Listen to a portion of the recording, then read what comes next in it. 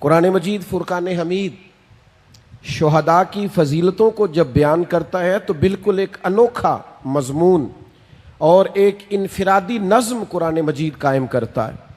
یعنی کچھ لوگ بدر میں شہید ہو گئے تو اب ظاہر ہے کہ جو رواج ہوتا ہے بات کرنے کا، ہمارے ہاں بھی اسی عرف میں بات ہوتی ہے، فلاں کا انتقال ہو گیا.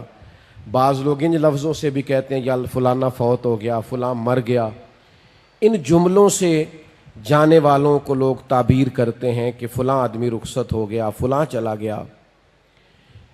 تو بدر والے جب لوگ انہوں نے اپنی جان اللہ کے رستے میں پیش کی تو کچھ لوگوں نے کہنا شروع کر دیا فلاں چلا گیا، فلاں چلا گیا، فلاں انتقال کر گیا، اور بعض اللہ یہ بھی کہا فلاں مر گیا.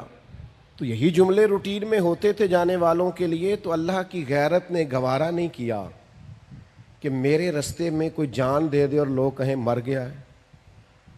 یہ ذرا انداز دیکھیے قرآن مجید کا، ترتیب دیکھیے. فرمایا وَلَا تَقُولُوا لِمَن يُقْتَلُ فِي سَبِيلِ اللَّهِ أَمْوَاتٌ، جو اللہ کے رستے میں انتقال کر جائے اسے مردہ نہ کہو.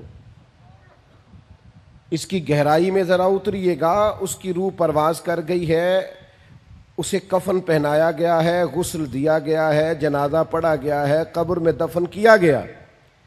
اس کی بیوی بیوہ کہلا رہی ہے، بچے یتیم کہلا رہے، اس کا ترکہ تقسیم ہو رہا ہے، اس پر سارے احکام جانے والے کے لاگو ہو رہے ہیں.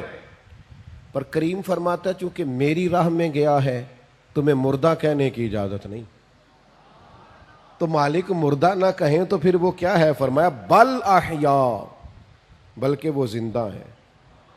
تو مالک وہ چلتے پھرتے کھاتے آتے جاتے نظر نہیں آ رہے. فرمایا وَلَٰكِن لَا تَشْعُرُونَ، تمہیں شعور ہی نہیں، تم شعور ہی نہیں رکھتے ان کی زندگی کا. شہداء کی زندگی اس طرح کی زندگی ہے کہ تم اس کا شعور نہیں رکھتے. بل احیاء، لیکن وہ زندہ ہے.